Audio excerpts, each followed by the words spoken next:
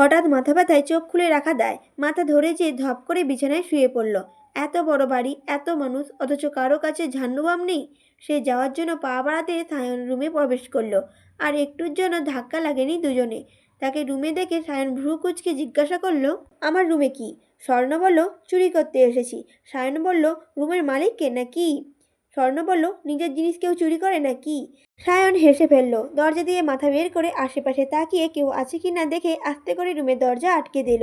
স্বর্ণ বাধা দিতে গেলে তাকে পেছন থেকে জাপটে ধরে গ্রীবায় থুতনি ঠেকালো। তার খোঁচা খোঁচা দাড়ি খোঁচালো লাগলো স্বর্ণের মসৃণ কাঁধে। স্বর্ণ নিজেকে ছাড়ানোর জন্য ছটফট করতে করতে বলল, বারণ করেছি না, ধরবে না ব্যাস। সায়ন বলল, কিসের ব্যাস? কোনো ব্যাস ট্যাস কাজে লাগবে না। যখন ইচ্ছে হবে তখনই ধরবো, পারলে আটকাস। শুনলাম ফেরার পথে ইনসানের সঙ্গে কথা বলেছিস। সায়ন বলল, কি বলেছে তোকে? স্বর্ণ বলল, অঙ্কনের কিছু করলে তোমাকে দেখে নেবে। সায়ন বলল, শুধু দেখবে? তাতে খুশি সে। দেখবে, ধরবে, নাড়বে, তাহলে ফিল পাবে কিভাবে? সায়নের ডাবল মিনিংয়ে কথা শুনে স্বর্ণের ছটপটানি বেড়ে গেল। নখ বসালো সায়নের হাতে। তবে সায়ন শব্দহীনভাবে হাসছে, কারণ গালি কিংবা ডাবল মিনিংয়ে কথা স্বর্ণ পছন্দ করে না, খুব চটে যায়। সায়ন তাকে রাগাতেই সেই কাজই বেশি করে। সায়নের শক্তপোক্ত বাহুডোর থেকে নিজেকে ছাড়াতে না পেরে স্বর্ণ বলল, ঝান্ডুবাম থাকলে দাও। সায়ন বলল, দিতে পারি, তাহলে লিপকিস করতে হবে, দে। স্বর্ণ বলল, দিতে পারি, যদি বৈধ সম্পর্কে দলিলনামা আনতে পারো। সায়ন বলল, বিয়ের কথা বলছিস? চল, এখনই চল। স্বর্ণ বলল, চুরি করে? সায়ন বলল, আপাতত চুরি করে করি, চ। স্বর্ণ বলল, না, বাসায় জানাও। যতদিন না কেউ রাজি হবে ততদিন দূরে থাকো আমার থেকে। সায়ন বলল, তুই খুব পাষাণ, নিষ্ঠুর, সেটা কি জানিস? স্বর্ণ বলল, সায়ন বলল, অথচ পাথুরে মনের এই মেয়েটাকে আমি খুব ভালোবাসি, বউ করার স্বপ্ন দেখি, একথা নিশ্চয়ই জানিস, তাই না? স্বর্ণ বলল, না, তা তো জানি না। সায়ন বলল, কেন জানিস না? স্বর্ণ বলল, কারণ ঘটা করে জানাওনি কখনো। সায়ন বলল, তাহলে ঘুরে ফিরে আমারই দোষ। ঠিক আছে, মেনে নিলাম, একদিন ঘটা করেই না হয় জানাবো। এই কথা বলে সায়ন স্বর্ণকে আরো শক্ত করে জড়িয়ে ধরল। তারপর তার গালে গলায় আদর এঁকে ছেড়ে দিল। বাড়িতে নিচ থেকে ঝান্ডুবাম বের করে স্বর্ণের হাতে দিতে দিতেই স্বর্ণ দ্রুত পায়ে বেরিয়ে গেল। তবে সে যাওয়ার আগে বলে গেল, সিদ্দিকের অফিস থেকে ইমেল এসেছে, চেক করো। সারাদিন ল্যাবে কাজ করে শুদ্ধ রুমে এলো, সময় নিয়ে শাওয়ার নিল, তারপর ফুল কালো ড্রেস আপে রেডি হয়ে নিল। বাইকের হেলমেটটা নিয়ে বের হতেই শীতলের মুখোমুখি পড়ল। শীতলও এঁটো প্লেট নিয়ে বের হচ্ছিল। এত রাতে কি খেয়ে বেড়াচ্ছে কে জানে। শুদ্ধকে এত রাতে এভাবে দেখে শীতলে মিষ্টি করে হাসলো। শুদ্ধর পোশাকও দেখে বুঝে গেছে যে শুদ্ধ এখন বাইক নিয়ে লং ড্রাইভে যাবে। দীর্ঘ সময় কাজ করে মাইন্ড ফ্রেশ করতে প্রায়ই মাঝে মাঝে এইরকমই ড্রাইভিং করে থাকে, কারণ রাতে ঘোরার মজাই আলাদা। শীতলকে অহেতুক হাসতে দেখে শুদ্ধ এক ভ্রু উঁচু করে তাকালো। শীতল তখন ঠোঁটে হাসি এঁটে বলল, লং ড্রাইভে যাচ্ছেন বুঝি? শীতল বলল। শুদ্ধ বলল, কেন, গেলে বড় আব্বুকে নালিশ জানাবি? শীতল বলল, তা না। তাহলে কি? শুদ্ধ বলল। শীতল বলল, বলছি যে আমি এতক্ষণ ধরে পড়ছিলাম, আমারও মাইন্ড ফ্রেশ করা দরকার, আমিও আপনার সঙ্গে যাই। শুদ্ধ বলল, যা, রেডি হয়ে আয়। এ কথা শুনে শীতলের খুশি মনে দৌড়ে রুমে চলে গেল। তাকে যেতে দেখে শুদ্ধ হেলমেটের উপরে আঙুলের সাহায্যে তবলার মতো করে বাজাতে বাজাতে বিড়বিড় করে বলল, আমার নামে নালিশ? চল একবার, বিপদের চৌরাস্তা থেকে যদি ঘুরিয়ে না আসি তোর আমার নামও শুদ্ধ নয়। এ কথা বলে শুদ্ধ ঠোঁটে বাঁকা হাসি এঁটে ধীরে সুস্থে সিঁড়ি দিয়ে নামলো। সারা বাড়ি স্তব্ধ, হয়তো গভীর ঘুমে মগ্ন বাড়ির প্রতিটা সদস্য। ড্রয়িং রুম জলজল করছে কৃত্রিম আলো ঝলকানিতে। গাছ ঝমঝমে আসবাবপত্র চোখ কাটছে খুব সহজে। রাত বিরাতে ছেলে মেয়েরা কখন পানি খেতে আসে বলা তো যায় না। অন্ধকারে যাতে ভয় না পায় তাই লাইটটা সারা রাত জ্বালানোই থাকে। তাছাড়া শখ একবার আঁধারে পড়ে গিয়েছিল, তারপর থেকে সারাপাত চৌধুরী আদেশে কেউ লাইট অফ করে না। এত রাতে কারো দেখা পাবে না জেনেই মূলত বাইকে যাওয়ার জন্য বের হয়েছিল শুদ্ধ। ইচ্ছে ছিল নতুন ল্যাবটা ঘুরে আসা, সেখানকার কাজকর্ম কতদূর এগালো দেখা দরকার। কিন্তু আজ আর যাওয়া হবে না বোধ হয়, কারণ যাওয়ার আগে দেখা মিলল ব্যাঙাচির সঙ্গে।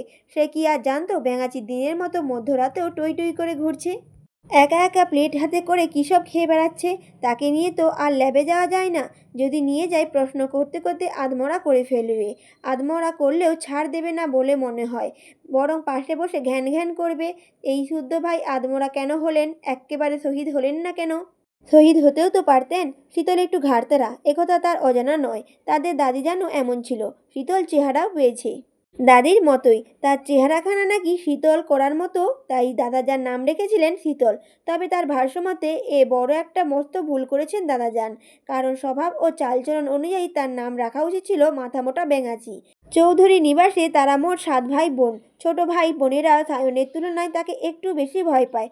কিছু বললে মাথা তুলে তাকানোর সাহস করে না, বকলে কেঁদে কেটে একাকার তো করেই, এবং দূরে দূরে থাকার চেষ্টা করে। অথচ ব্যাঙাচিকে কিছু বললে চোখ উল্টে তাকায়, একটু বকলে মারলে সেই রেস ধরে সুযোগ বুঝে শোধ তোলারও প্রচেষ্টা চালায়। যদিও শোধ নিতে পারেনি এখনো অবধি, হয় ঘটনাই ভুলে যায়, নতুবা চেলাকাটের মারে ভয়ে নিজেকে দমিয়ে নেয়। তবে কথা দিয়ে দু একটা খোঁচা মারতে ভুল করে না। তবে আজ একটা শিক্ষা দিলেও মন্দ হয় না। এমনিতেও তার মর্জি মতো ঘুরে ঘুরে বেড়ানোর পানিশমেন্ট পাওয়া রয়েছে। ধার রাখা কিংবা ফেলে রাখা কাজ একদমই পছন্দ নয় তার। সুযোগ যখন এসেছে, সুযোগ কাজে লাগানো যাক। সে এসব ভাবতে ভাবতে দেয়াল ঘড়ির দিকে তাকালো। রাত বাজে 1টা। ল্যাবে শুকনো খাবার থাকায় কাজের ফাঁকে ফাঁকে সেসবই খেয়েছিল। কিন্তু গোসলের পর ক্ষুধা মাথাচাড়া দিয়ে উঠেছে। এখনই কিছু খাওয়া দরকার। এসব ভেবে হাতের হেলমেট চৌকা আকৃতির কাঁচের সেন্টার টেবিলের উপর রাখলো। ধীর পায়ে এগিয়ে গেল কিচেনের দিকে। ফ্রিজ খুলে দেখলো পছন্দসই কিছু আছে কিনা। গরুর মাংস আর ভাত ডাল দেখে সেটাই বের করলো। তারপর ওভেনে গরম করে খাবার প্লেটে বেড়ে একদম নিঃশব্দে চেয়ার টেনে খেতে বসলো। প্রথম লোকমা মুখে পুড়ে বুঝলো এই রান্নাটা তার মা সীতারা করেছেন। ওনার হাতে রান্নার ঘ্রাণই বলে দেয় খাবারটি কার। সে খেতে খেতে একবার সিঁড়ির দিকে তাকালো। শীতলের আসার নাম নেই। গাদিটা সাজতে বসলো নাকি কে জানে। ধীরে সুস্থে খেয়ে এঁটো প্লেট ধুতে ধুতে ভাবলো 5 মিনিটের মধ্যে যদি শীতল না আসে তবে চলে যাবে। অযথা সময় অপচয় করা তার স্বভাবে নেই। সে ঘড়ি ধরে সত্যি সত্যি অপেক্ষা করলো। 5 মিনিট পুরো হতে আর মাত্র 1.5 মিনিট বাকি। তখন শীতল এলো। পরনে শুদ্ধর মতো ব্ল্যাক জিন্স জ্যাকেট, চুলগুলো পনিটেইল করা, গোলাপি ঠোঁটে মিষ্টি একটি হাসি আঁটা। ওর পোশাকের ধরনে মনে হচ্ছে শুদ্ধকে কপি করেছে।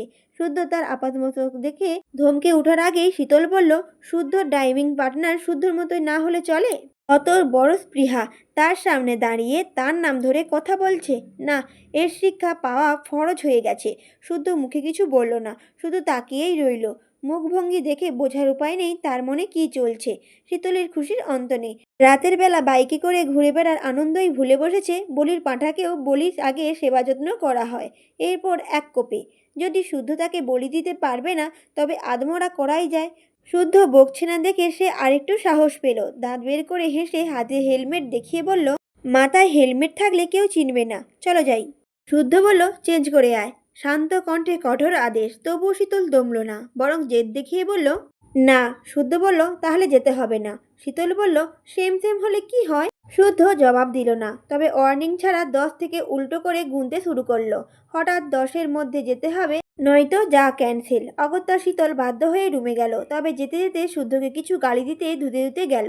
পরনে লেডিস টি শার্ট বদলে ব্ল্যাক জিন্সের সঙ্গে ব্ল্যাক কুর্তি পরল। ম্যাচিং ওড়না গায়ে জড়িয়ে হেলমেটটা মাথায় পরে বেজার মুখে বেরিয়ে গেল। এই হেলমেট খুলবেও না সে, মুখও দেখাবে না। তাকে হেলমেট পরে আসতে দেখে শুদ্ধর কিছু বলার আগে গটগট করে হেঁটে শুদ্ধের আগে পার্কিং লটে চলে গেল। শুদ্ধ তার পিছন পিছন গিয়ে লাইট অন করে বাইক বের করতে করতে ভিতরে প্রবেশ করলো। সেও গুটি গুটি পায়ে এগোলো। ভেতরের পাশাপাশি দুটো বাইক রাখা, একটা সায়নের আরেকটা শুদ্ধর। সায়নেরটা সাদা ও কালো সংমিশ্রণের হলেও শুদ্ধরটা পুরো কালো। অপর পাশে সারাপাত ও শাওয়ান চৌধুরী 4 চাকার গাড়ি রাখা। তার এক কোণে শীতলের গোলাপি রঙা সাইকেল। সাইকেলটার সময় অসময়ে সাম্য সৃজনও চালিয়ে বেড়ায়। শুদ্ধ বাইক বের করতে দেখে শীতল চুপ করে দাঁড়িয়ে আছে। ভেবেছে বেশি কথা বলবে না। সে কথা বললেও কেউ কেউ তেলে বেগুনে জ্বলে ওঠে কিনা।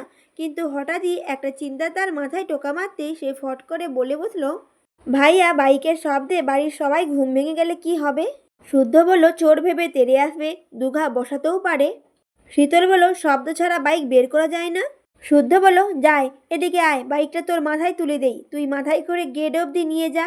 এতে শব্দও হবে না, কেউ জাগবেও না। এ কথা শুনে শীতল মুখ ভোঁতা করে তাকিয়ে রইল। সমসময় বাঁকা কথা না বললে যেন শান্তি পায় না এই লোক। কথার পিঠে খোঁচা মারতেই হবে তার। খোঁচা না মারলে যেন জাত যায়। শীতল মুখে কুলুপ আঁটতেই শুদ্ধ বাইক নিয়ে হেঁটে হেঁটে গেট অবধি গেল। দারোয়ান গেটের সঙ্গে লাগোয়া ঘরটাতে ঘুমাচ্ছে। হঠাৎ গেট খোলার শব্দে উনি ধরফরিয়ে উঠে শুদ্ধকে দেখে থেমে গেল। আর একটু হলেই যে কোন সালারে বলে গালি দিয়ে বসতেন। ওনার আবার কথার আগে মুখে গালি ছুটে শুদ্ধ ওনাকে গেট লাগাতে বলে নিজে বাইকে উঠে বসলো, হেলমেট পরলো, ফোনে কল এলে কথা শেষ করলো। তারপর মূর্তি মতো দাঁড়িয়ে থাকা শীতলের দিকে তাকিয়ে বলল, তুই তাহলে থাক, আমি নিমন্ত্রণ পত্র ছাপিয়ে আনি। শীতল বলল, কার জন্য? শুদ্ধ বলল, তোর জন্য। দেখে তো মনে হচ্ছে বাইকে ওঠার জন্য তোকে নিমন্ত্রণ পত্র পাঠাতে হবে। আবারও অপমান। তবে শীতল কথা বাড়ালো না, বিনা বাক্যে বাইকে চড়ে বসলো। নড়ে চড়ে জামা কাপড় ঠিকঠাক করে সুন্দর করে বসলো। তখন শুদ্ধ বলল, লং ড্রাইভে বের হলে আমার যেদিকে দুচোখ যায় আমি সেদিকে যাই। আজও যাব। এখনও সময় আছে, সমস্যা থাকলে নেমে যা। শীতল বলল, না সমস্যা নেই। শুদ্ধ বলল, সত্যি তো? শীতল বলল, একদম সত্যি। শুদ্ধ বলল, পরে বড় আব্বুর কাছে নালিশ করবি না তো? আমি ভয় টয় দেখিয়েছি, অচেনা রাস্তায় নিয়ে গেছি, জোর করে বাইক চালিয়েছি, হ্যান ত্যান কত কি। শীতল বলল, না না, কোনো নালিশ করব না, প্রমিস। শুদ্ধ বলল, ঠিক আছে। একথা বলে শুদ্ধ বাইক স্টার্ট করলো। শীতল খুশিতে ডগডগ হয়ে শুদ্ধর কাঁধে হাত রাখলো। কারো মুখে কোনো কথা নেই। অনেকদিন পর এইভাবে বের হয়েছে শীতল। আশপাশ তাকিয়ে দেখছে। পাগলাটে সমীরণে উঠছে তার পরনে ওড়না। হেলমেট থাকায় মুখভঙ্গি বোঝা যাচ্ছে না। তবে সে খুশি, ভীষণ খুশি। এর আগেও সায়নের সঙ্গে বের হয়েছিল। খুব মজা করেছিল দুজন। কত কিছু খেয়েছিল, ইচ্ছে মতো ঘুরছিল। ভাবুক শীতল ভাবনার জগতে ডুবে খেয়ালই করেনি বাইকের গতি ধীরে ধীরে বাড়ছে। হাইওয়ে দিয়ে সাঁ করে ছুটছে তাদের বাইক। কোথায় যাচ্ছে জানা নেই। যেদিকেই যাক তাতে তার সমস্যা নেই। আজ মন খুলে ঘুরবে। ঘুরতে ঘুরতে আনন্দ কুড়াবে। তবে এতক্ষণ ধরে তার পেটের মধ্যে কথাটা যেন সমানে খোঁচাচ্ছে। খুব অশান্তি লাগছে। শুদ্ধ ততক্ষণে হাইওয়ে পেরিয়ে অচেনা একটা জায়গায় চলে গিয়েছে।